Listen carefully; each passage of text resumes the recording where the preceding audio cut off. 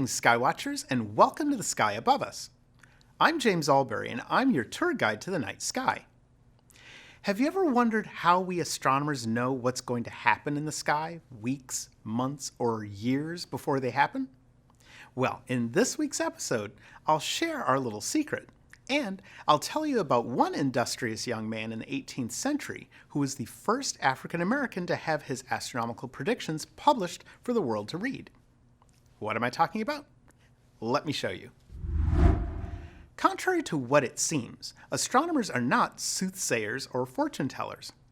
Our ability to predict what's going to happen in the sky actually started thousands of years ago. To help them understand what was going on in the sky, diligent sky watchers in the past wrote down as much information as they could regarding all the happenings in the sky.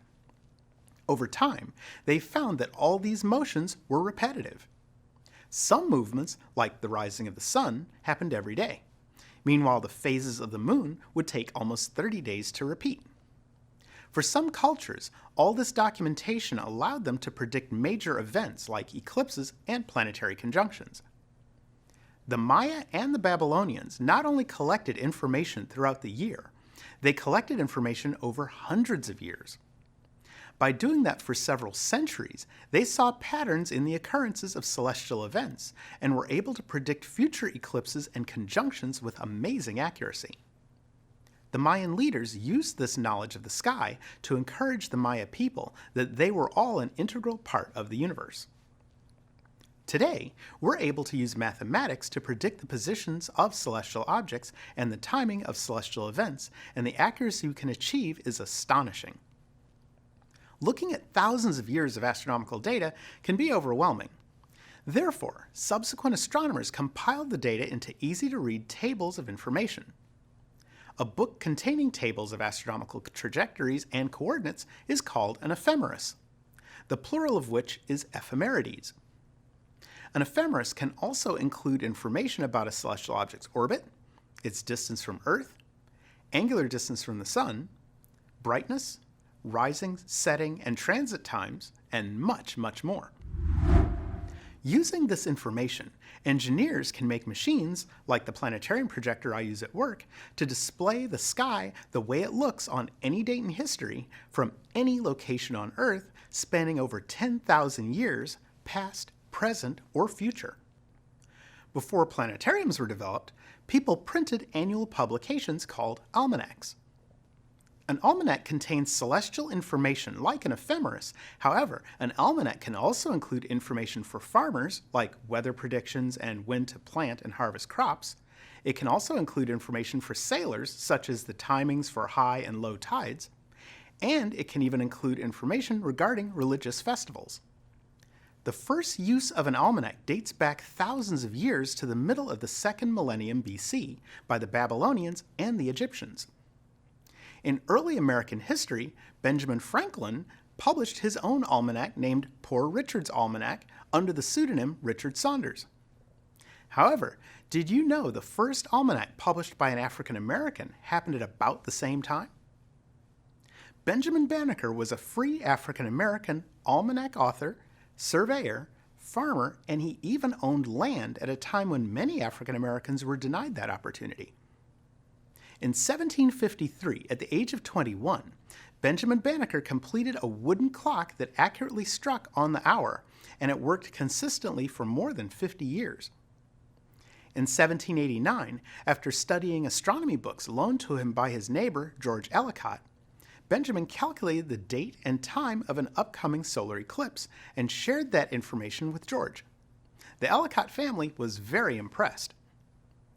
Benjamin Banneker's work in astronomy was so accurate that the Ellicotts hired him to assist with the surveying of the original boundaries of the District of Columbia by using his astronomical observations and calculations to establish base points of reference.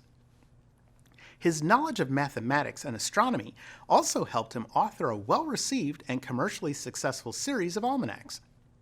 His Almanac of 1792 received professional acclaim by other mathematicians and astronomers of the time.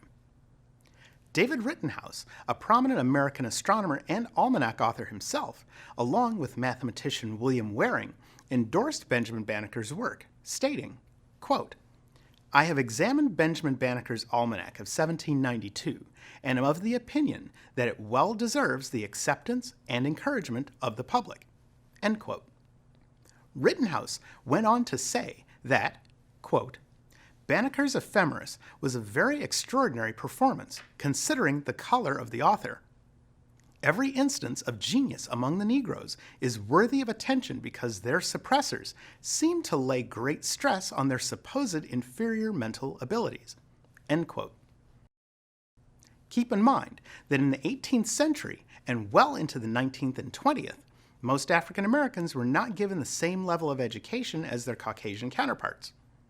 It's believed that Benjamin Banneker was mostly self-taught. In response to Rittenhouse, Banneker wrote, quote, "I am annoyed to find that the subject of my race is so much stressed. The work is either correct or it is not. In this case, I believe it to be perfect." End quote. Benjamin Banneker later went on to write a letter to then Secretary of State Thomas Jefferson pleading for justice for African Americans. For you history buffs out there, this is the same Thomas Jefferson who authored the Declaration of Independence and who eventually became the third president of the United States. So, to support his plea, Benjamin included in his letter a handwritten manuscript of the Almanac of 1792, containing his ephemeris with his astronomical calculations. Thomas Jefferson, who was a slave owner himself, wrote back to Benjamin Banneker expressing his support of the advancement of his black brethren, and although Jefferson's response was polite, some historians have characterized it as being ambivalent, ambiguous, and non-committal.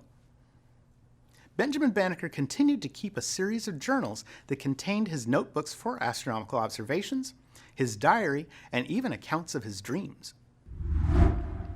Benjamin Banneker died on October 19, 1806, and sadly, on the day of his funeral, a fire burned his log cabin to the ground, destroying many of his belongings and papers.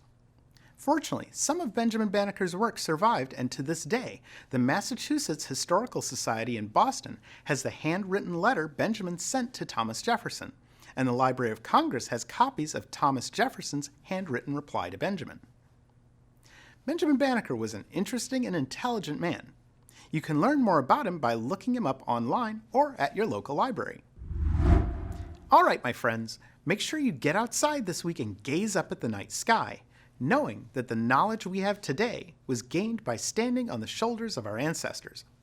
Before you go, visit our website, theskyaboveus.org.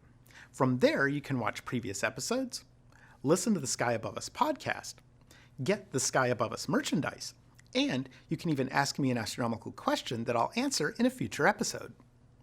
It's always fun to learn about astronomy heroes like Benjamin Banneker, especially if you remember to keep looking up.